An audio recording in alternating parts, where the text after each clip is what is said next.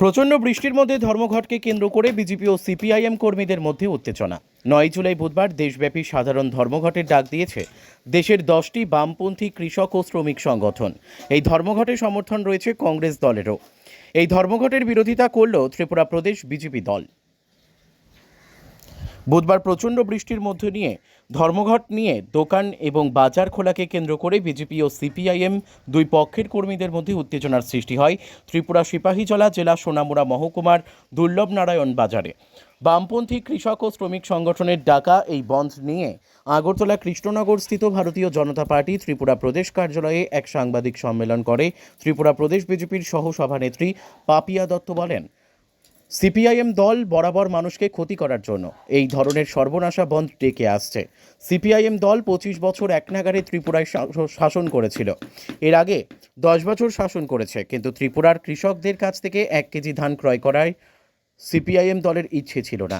CPIM দল শুধু মানুষকে চাপ দিত মিছিল করার জন্য, আর কেন্দ্রের বিরুদ্ধে সিপিআইএম দল মানুষকে লেলিয়ে দিত। এই ছিল ত্রিপুরায় 25 বছরের সিপিআইএম শাসন।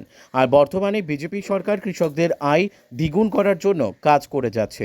বিগত 11 বছরের বিজেপি সরকারের শাসনে ভারতবর্ষের কৃষকরা যেভাবে আয় বৃদ্ধি করেছেন, অতীতে সিপিআইএম সরকারের আমলে তা হয়নি। ত্রিপুরা থেকে বিক্রম কর্মকারের report, crime press Bengal news. ঘটনা আমরা যদি এ রাজ্যের ইতিহাসও দেখি, লক্ষ্য করি, 2018 সাল পর্যন্ত তাদের সরকার ছিল কমিউনিস্টদের। আমরা তখনও দেখেছি বিভিন্ন সময় সরকার তাদের কিন্তু রাস্তায় দাঁড়িয়ে লড়াই চাই, লড়াই করে বাঁচতে চায়, আন্দোলন করতে হবে।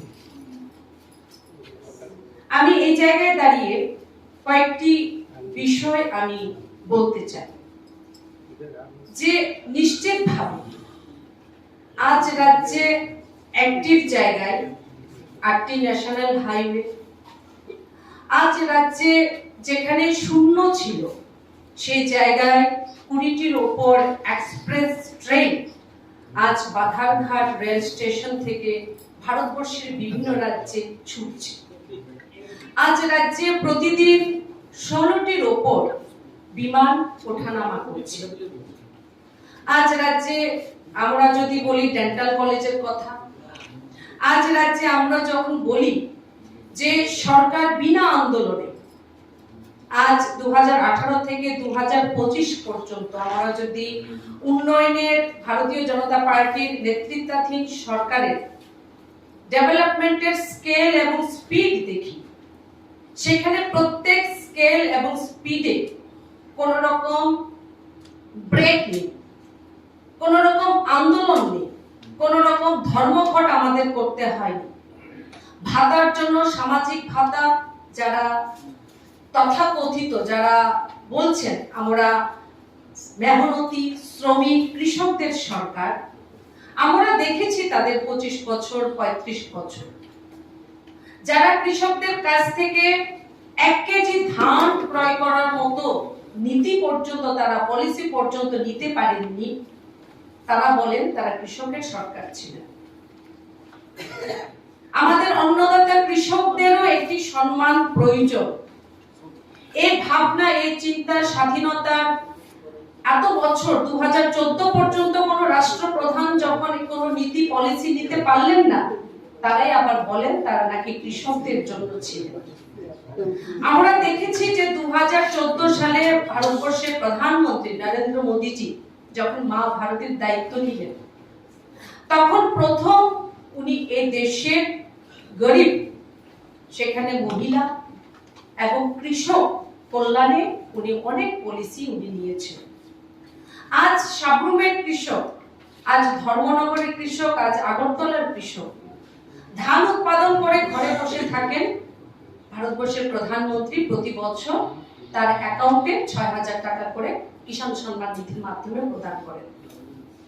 আজ আমাদের এই ভারতীয় জনতা পার্টির সরকারই 2018 সালে এই রাজ্যে প্রতিষ্ঠিত হওয়ার পর কৃষকদের কাছ থেকে ধান এমএসপি তে ক্রয় করার মতো সিদ্ধান্ত নিয়েছেন। এই বছর প্রায় 23 টাকার উপর প্রতি কেজিতে ধান ক্রয় করা হয়েছে। এখন পর্যন্ত রাজ্যের কৃষকদের প্রায় 10 লক্ষের উপর ফসল বীমা যোজনায় সুবিধা তারা পেয়েছে, যেখানে 210 টাকা আমাদের সরকার থেকে দেওয়া হচ্ছে, আর অনলি 10 টাকা কৃষকদের পক্ষ থেকে সেই বীমায় ইন্স্যুরেন্স হিসেবে জমা করা হচ্ছে। 8 লাখের উপর দেখুন, আমার মনে হয় এই বন্ধ যে কর্মনাশা সর্বনাশা, আমি যেটা বললাম যে একটি বন্ধের পেছনে কি রকম ক্ষতি রাষ্ট্রের সম্মুখীন হতে হয়, কি ধরনের ক্ষতি, 25,000 কোটি টাকার উপর ক্ষতির সম্মুখীন হতে হয়। যারা শ্রমিক মেহনতি কৃষক যাদের কথা আমরা বলছি, তারা যদি একদিন রাস্তায় তাদের অটো টমটম নিয়ে তারা না বেরোয়, ক্ষতির সম্মুখীন কিন্তু তাদেরই সবচেয়ে বেশি হতে হয়। আমার মনে হয় আমরা ভারতীয় জনতা পার্টির কার্যকর্তা যারা, আমরা না, সম্পূর্ণ রাজ্যবাসী কিন্তু এই টোটাল বন্ধের বিরোধিতা করবে এবং খুব এটা স্বাভাবিকভাবে করবে।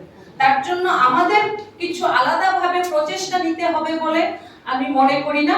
তারপরও পলিটিক্যাল পার্টি হিসেবে আমাদের যে স্পষ্ট বার্তা সেটা আমাদের রাখা উচিত বলে আমরা মনে করি, যে বন্ধে আমরা বিরোধিতা করছি।